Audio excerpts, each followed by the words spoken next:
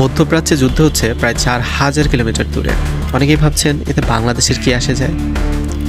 কেউ কেউ তো সোশ্যাল মিডিয়াতে এমন কথাও বলেন, বাংলাদেশে যদি কয়েকটা মিসাইলও পড়ে তাতেও নাকি সমস্যা নেই। কিন্তু বাস্তবতা হলো বাংলাদেশে সরাসরি কোনো হামলার লাগবে না। দূরের যুদ্ধের প্রভাব এমনিতেই ধীরে ধীরে পৌঁছে যেতে পারে বাংলাদেশের মানুষের প্রতিটা রান্নাঘর পর্যন্ত। মধ্যপ্রাচ্যে উত্তেজনা বাড়লেই বিশ্ববাজারে তৈরি হয় অস্থিরতা। তেলের দাম বাড়তে শুরু করে, আর বাংলাদেশ যেহেতু আমদানি নির্ভর দেশ, এই চাপটা খুব দ্রুতই আমাদের অর্থনীতিতে পড়ে। তেলের দাম বাড়লে পরিবহন খরচ বেড়ে যায়, সাথে বিদ্যুৎ উৎপাদনের খরচ বাড়ে এবং কৃষিতে সারের দাম ও উৎপাদন ব্যয় বেড়ে যায় বহুগুণ। আর শেষ পর্যন্ত চাল, ডাল, সবজি বা নিত্যপণ্যের বাজারেও মূল্যস্ফীতি দেখা দেয়। আর যদি সমুদ্রপথে বাণিজ্য ঝুঁকি হয়ে ওঠে তাহলে তো পরিবহন খরচও বেড়ে যাবে। এর প্রভাব পড়তে পারে বাংলাদেশের রপ্তানি বাণিজ্যে, বিশেষ করে পোশাক শিল্পে।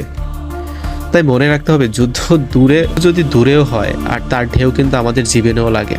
মিসাইল নয়, অর্থনৈতিক চাপই বাংলাদেশের জন্য সবচেয়ে বড় চ্যালেঞ্জ হয়ে উঠতে পারে। মধ্যপ্রাচ্যে যুদ্ধ হচ্ছে প্রায় 4000 কিলোমিটার দূরে। অনেকেই ভাবছেন এতে বাংলাদেশের কি আসে যায়।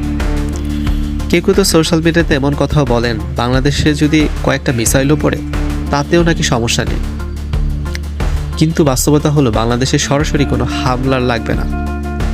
দূরের যুদ্ধের প্রভাব এমনিতেই ধীরে ধীরে পৌঁছে যেতে পারে বাংলাদেশের মানুষের প্রতিটা রান্নাঘর পর্যন্ত। মধ্যপ্রাচ্যে উত্তেজনা বাড়লেই বিশ্ববাজারে তৈরি হয় অস্থিরতা।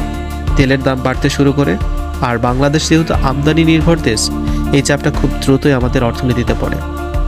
তেলের দাম বাড়লে পরিবহন খরচ বেড়ে যায়, সাথে বিদ্যুৎ উৎপাদনের খরচ বাড়ে এবং কৃষিতে সারের দাম ও উৎপাদন ব্যয় বেড়ে যায় বহুগুণ। আর শেষ পর্যন্ত চাল, ডাল, সবজি বা নিত্যপণ্যের বাজারেও মূল্যস্ফীতি দেখা দেয়। আর যদি সমুদ্রপথে বাণিজ্য ঝুঁকি হয়ে ওঠে তাহলে তো পরিবহন খরচও বেড়ে যাবে। এর প্রভাব পড়তে পারে বাংলাদেশের রপ্তানি বাণিজ্যে, বিশেষ করে পোশাক শিল্পে। তাই মনে রাখতে হবে, যুদ্ধ যদি দূরেও হয়, আর তার ঢেউ কিন্তু আমাদের জীবনেও লাগে। মিসাইল নয়, অর্থনৈতিক চাপই বাংলাদেশের জন্য সবচেয়ে বড় চ্যালেঞ্জ হয়ে উঠতে পারে।